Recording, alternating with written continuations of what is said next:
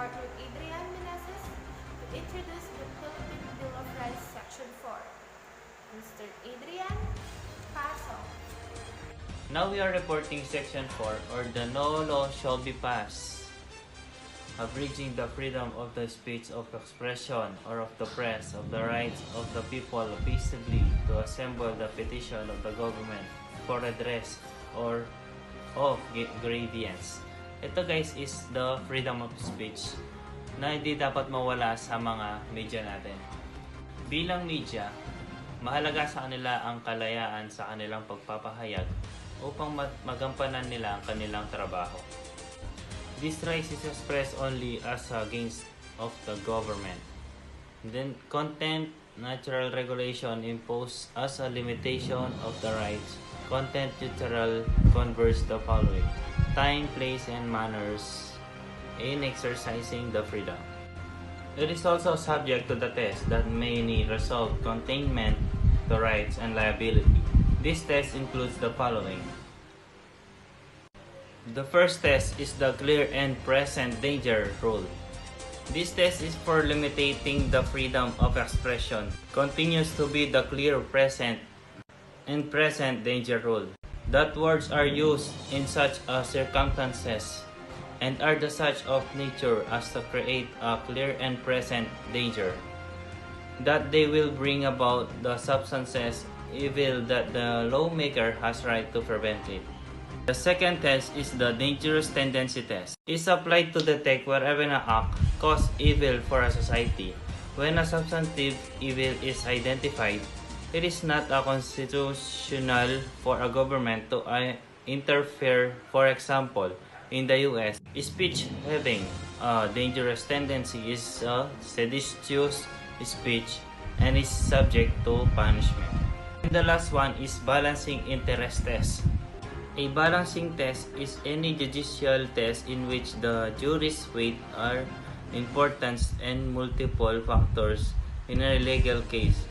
Proponents of such tests argue that they allow a deeper consideration of complex issues that a bright line rule can allow. Thank you for that, Mr. Adrian Meneses. Let's talk about now the freedom of expression. First is freedom of speech. Freedom of speech is a principle that supports the freedom of an individual or a community to articulate their opinions and ideas without fear of regulation, censorship, or legal sanction from the government. The term freedom of expression is usually used synonymously, but in legal sense includes any activity of seeking, receiving, and imparting information or ideas regardless of the medium used. Second is freedom of peaceful assembly. Freedom of peaceful assembly, sometimes used interchangeably with the freedom of association, is individual right or ability of people to come together and collectively express, promote, and pursue, and defend their collective or shared ideas. The right to freedom of association is recognized as a human right, a political right, and a civil liberty. The terms of freedom of assembly and freedom of association may be used to distinguish between the freedom to assemble in public places and a freedom to join association.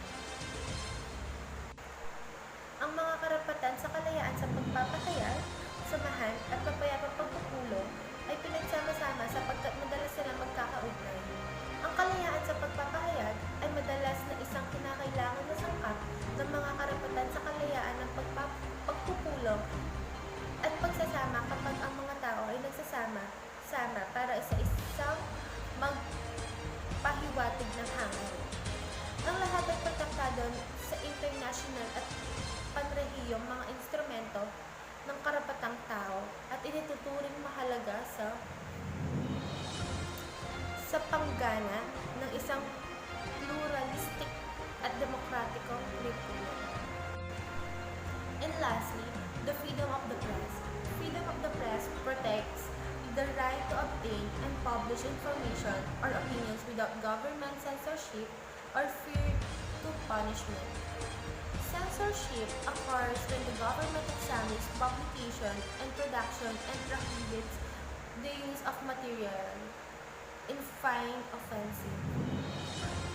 Both of freedom of speech and freedom of the press are commonly called freedom of expression. Ang kalayaan sa pamamahayag o kalayaan ng media ay alituntunin na ang komunikasyon at pagpapahayag sa pamamagitan ng iba't ibang media. Kasama na ang nakalimbag na elektronikong media, lalo na ang mga naipublish na material ay dapat isalang-alang ng isang karapatang gamitin ng malaya. Ang nasabing kalayaan ay nagpapahiwatig ng kawalan ng pangangamba mula sa isang overreaching state. Ang pangangalaga nito ay maaaring hanapin sa pamamagitan ng konstitusyon o iba pang legal na proteksyon at seguridad. So that's it for tonight, guys. So I'm Clarice